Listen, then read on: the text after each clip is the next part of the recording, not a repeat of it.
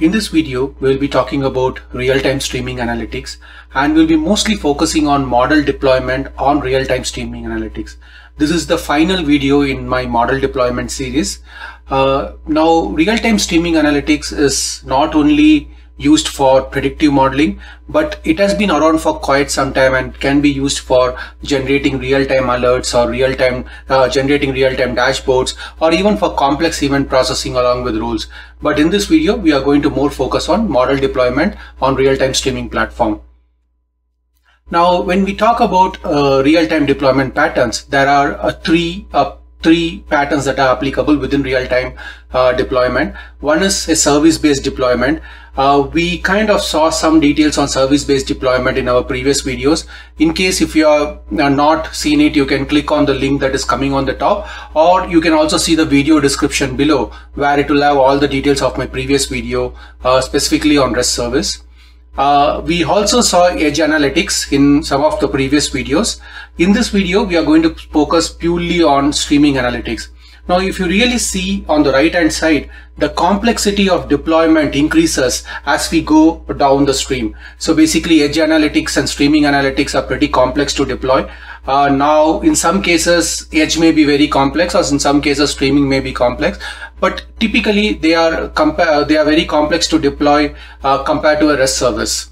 Right, we are going to see what are the challenges of deploying and model in streaming analytics, because you are not only deploying and model, but you are deploying an entire pipeline on streaming analytics. So we'll take a look at it. But before going into the details, let's see a quick architecture of how an streaming architecture look like. So if you see on the left hand side, you have all the system of records here. So basically, this is where your data originates from. It can be your transactional system. It can be on the external kind of social media platform, or external partner sending you the data, or it can be smart devices that continuously generates data. Now, this data is collected and pushed onto a messaging platform. There are a lot of messaging platforms available today, both commercial and open source. Apache Kafka is one of the prominent open source platform. If you go to cloud, you have basically cloud data flow in Google, you have AWS Kinesis on Amazon.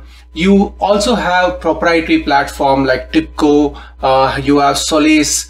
There are a lot of platforms. IBM MQ is one of those. There's also a Rabbit MQ, which again is an open source. So there are multiple platforms available, and each platform has a specific purpose to it. It depends on what are the volume of transactions you are processing, what is the durability of the transactions you need. Are you okay with losing one message? Do you need exact one processing? That means you want to just process the message only once, or are you okay for duplicate processing? Like that is like at least one or exact ones. There are a lot of factors that determine which streaming platform to choose.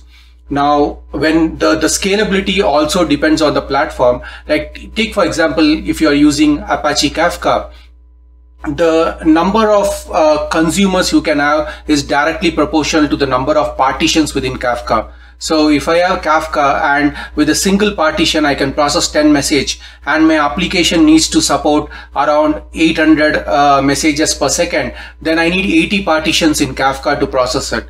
So it depends on the platform. Your scalability need also varies. Similar to that, if you're taking an MQ platform like Rabbit MQ or IBM MQ, you need to run a parallel instances to continuously read from the messaging platform and then process it and send the response back. That is one of the scenario. Now, from the source, if you see in this diagram, the data is pushed onto the messaging platform. The messaging platform is what I spoke about now. Now, the messaging platform takes the data and then it sends to a stream processing engine. Now, in the stream processing engine, you have again multiple tools available in the market. You have Spark Streaming, you have Apache Storm, you have Heron, you have plenty of tools available. If you go to cloud, you again have on Google Cloud Platform, you have Cloud Data Proc that can do both batch and real-time streaming. Again, Cloud Data Proc is based on Apache Beam. Apache Beam is again an open source platform that you can use on premise as well. Now you have multiple platforms, and you also have you can do a custom coding. You can just use a regular Python application and manage your own distribution, or you can use Java Spring App and manage your own distributed computing, rather than using a distributed computing that comes along with Spark Streaming or Apache Storm. And again, the choice of stream processing varies by your latency need. Now, if you're talking about Spark Streaming, if you see an earlier version of Spark Streaming, it had only like micro batching architecture, but the later version started supporting continuous streaming. But again, continuous streaming is again not really very low latency. It still has internal latencies. But if you see Apache Storm and Apache Beam, they support very low latency processing. There are also like commercial products for that, but I'm going to stick on to open source for now. And again, the custom code is an option. And I will tell like when do we need custom coding, or when do we need a Spark Streaming or Apache Storm. One of the key requirement can be if your model changes continuously and you want to keep updating the latest model without without getting to a zero downtime deployment. So in that case, you may look at custom code. That is one of the reasons. There are plenty of reasons. So in the custom code, what you can do is if you have a typical Python or Spring app, you can run in 10 physical servers. And when a new model comes in, you can take down one server by server and update the model and bring it back up. But if you take Apache Storm or Spark Streaming, you need to create a replica of the stream processing. You need to switch it, and then you need to bring one down, update it, and then you need to bring it back up. There are like some complexity over there, and getting a zero downtime is sometimes difficult. So that's one of the reasons you may go for custom coding or Spark Streaming or Apache Storm. Now, on the top is our model repository, right? The model can be your native serialization model. In one of the previous videos, I spoke about different serialization technique. So it can be a native serialization. If I have a XGBoost model, it can be a booster file. If it can be if it's a H2O model, it can be a POJO or Mojo, or you can convert that model into an PMML file and store it. And what happens when the stream processing engine starts? Right, like there are two things. Like one is when your Spark Streaming or Apache Storm or custom code starts, it will load some of the data at the beginning of the JVM initialization or at the startup of the Python program. So typically the models are loaded at the init method, and the models are kept in memory because you don't want to load the model for each and every transaction. And then what you can do is, as and when the data comes in, it will take the model, it will take the data, and then it will kind of do inference with the data. Now the inference is not straightforward because you may have to again create futures which are required for the model to execute, and that you can do in a bunch of Java code or Python code within the processing framework. And you may also have to calculate some real-time aggregates. I'm going to talk in detail as we go into that section, but you may also have to calculate some real-time aggregates, and that's where some of the stream processing engine comes with inbuilt memory where it can store temporal events. When I say temporal events, it can store an event for a particular point in time, and where it can go back and do your aggregation and average function and everything. Right, so that's what you do. Basically, you have your data collection, you take the data to the messaging platform, you execute the model in the stream processor, and then you kind of store the data into, and while you respond back to the end user. The use case can be a credit card fraud, where someone comes and swipe the credit card. You can basically the data is coming to the messaging platform, you execute your model, you determine whether the transaction is fraud or not, and you reply back to your merchant telling, okay, it's approved or declined. And what you do after that is you push it to your big data infrastructure as well as to a NoSQL platform. Now, if you are using a custom code, you need a NoSQL platform or an in-memory layer if you want to calculate real-time aggregates. But if you are using Spark Streaming or Apache Storm, you can calculate it using the in-memory buffers that they provide. But it's always good practice to load it in a durable database, so that tomorrow, if something happens to your system and the Spark or Apache Storm goes down, you can always recover it back.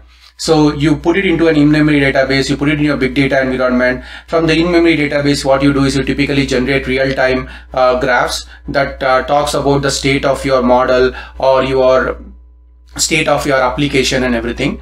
At the same time, over longer term, the data is in the big data environment. You use that data to kind of retrain your model when you're seeing your model is drifted, and create models and again load a new version of model. Now, I was talking about zero downtime deployment. You can achieve the zero downtime deployment even in Spark Streaming and Apache Storm by kind of monitoring a table and then refreshing the model. But still, depending on the model size, there will be some latency where your application might have downtime. So that's where the selection of tools, the selection of the messaging platform, everything depends on your requirement. And it can, and if your pipeline is very complex, your data collection, feature engineering pipeline, and you need a lot of correlations with the batch system, then it becomes like even more complex to build and deploy. Typically, a real-time architecture is tailored to your application need. This is just a sample architecture. It may drastically be very complex depending on your need. It's not like your batch system where you can take the same model and deploy it in the same environment many times. Here it has to be tailored to your requirement. So this is the sample architecture.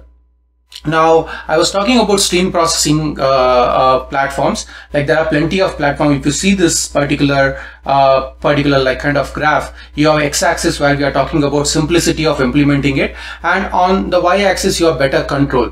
So basically, if you are using Kafka, and if you are Kafka consumer or Kafka streams, they are simple to use, but they are limited in features. But at the same time, if you are using Spark, Flink, or Apache Storm, they give you better control of implementing it internally, and that's where like basically you have more features over there which you can use it depending on your application need. So again, this is just a sample graph which tells you whether you want simplicity of implementation. If your requirement is not very complex, you may better go with simple implementation. But your requirement has a lot of complexity, needs a lot of correlation, then you might go for a more complex frameworks. I'm going to talk about the requirement. What is the bare minimum requirement for an stream processing function? So if you really see some of the key function that is required depending on the need, is basically the stream processing function should be able to filter and correlate. Now, when I say filter, you may get millions of transactions at a time, and you don't want to execute the model on each and every transaction. You may, in some cases, have an allowed list of IP address, and you have a cyber security model. You just want to kind of do filter of those IP address and just pass it on. And only where the IP address is suspicious, you want to go further. So filter is one of the aspect of it. Correlation is pretty key, and this is where the complex event processing aspect come into play. Now, what correlation kind of happens is, now you have multiple streams of data coming in and you need to correlate. So basically, if you are an logistic company and you want to know when your consignment will reach from location A to location B, you get the consignment, so you can track the your consignment via some IoT sensor continuously, but at the same time the consignment reaching to destination B is also depending on your traffic event, is also dependent on the weather condition in a particular geography as the consignment moves. So you are trying to correlate multiple real-time events together, and then determine like what is the likelihood of your consignment moving to a target destination by what time. So that's why the correlation comes into play. It needs to support time or count window processing. I'm going to talk on this. This is a little like complex topic. I'm going to talk on this. You need to do an in-stream model processing. So what we spoke about in the previous architecture is you are doing an in-stream model processing. If your requirement is not extremely low latency, you can just deploy it as a REST service, and it becomes an easy deployment compared to stream processing. So you might be able to load the data. So if you have a Python model and the stream processing does not support Python function, then you may have to convert everything to Java. So you need to also determine the language that you are using, the language that is more comfortable. There are multiple factors come into play. That's where the in-stream processing, you can need to do pattern matching and routing. So basically, if your data is coming and you want to do some kind of pattern matching on the data to see, okay, this data has come in, then route it to another B queue. If your data is of this pattern, then route it to C queue or D queue. So these are the 4 key requirements that are there. There are plenty of other capabilities, but based on typical predictive model need or typical even analytics need, these are some of the requirement that needs to be done in the stream processing engine. Now, some which Kafka consumer and all which we spoke about might not have all of this. At that time you may have to kind of use kind of a static store to reference and do some of the functions, but when you need all of this, you might maybe want to go to an complex stream processing engine that will give you better control over that.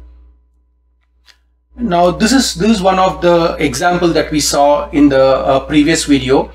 This is basically an e-commerce website that is trying to predict the customers who are abandoned the cart and how they can kind of get back them.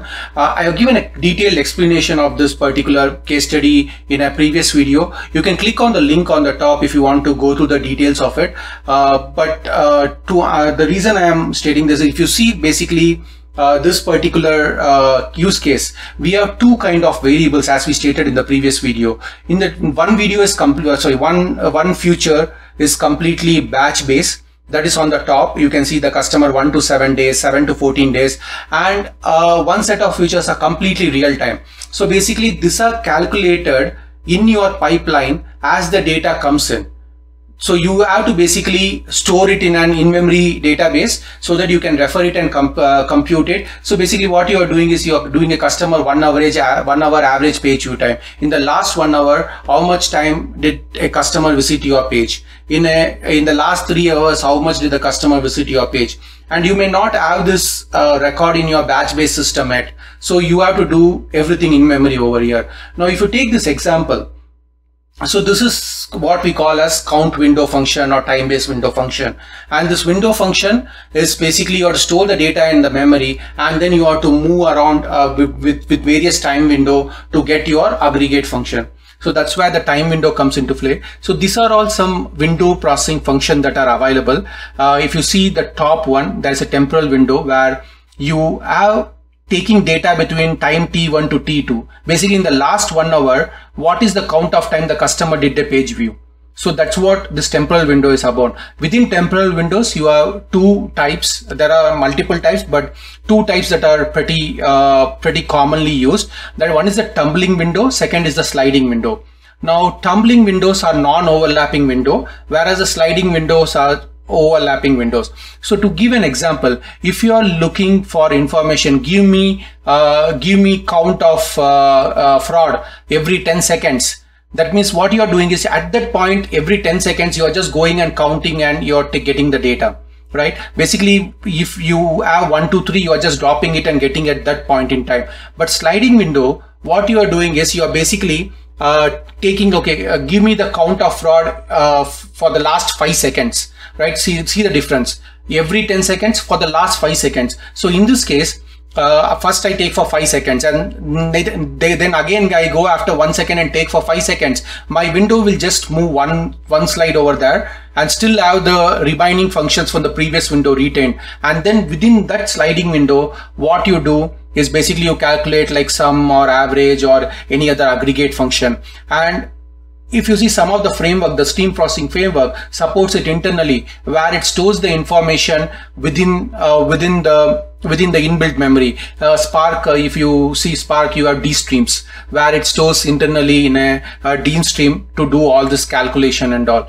So this is one of the key requirement that needs to be there depending on your application need. Based on our previous example that we showed, we have such requirement. So we need some processing framework that can do it within in memory. If you don't want to go for complex processing, it's fine. So in that case, what you need to do is any real-time data that comes in, you need to load it into an in-memory database or a NoSQL database, and then you need to go back and get it and then do the calculation. Even that will be very fast. It's not that that's going to be slow, but there may be some 3 or 4 millisecond latency or even less than that. That may be critical for your application. You want to do inference in nanoseconds, and that by itself take 1 millisecond. That's the time you need to choose your stream processing functions. So that's it from my end on the real-time streaming analytics. you can check the video description where I have given other videos that are related to this video. This completes my model deployment video series. So basically we saw a bunch of how models are deployed in a real time, in a batch, in a near real time, and in the case of edge. Thank you.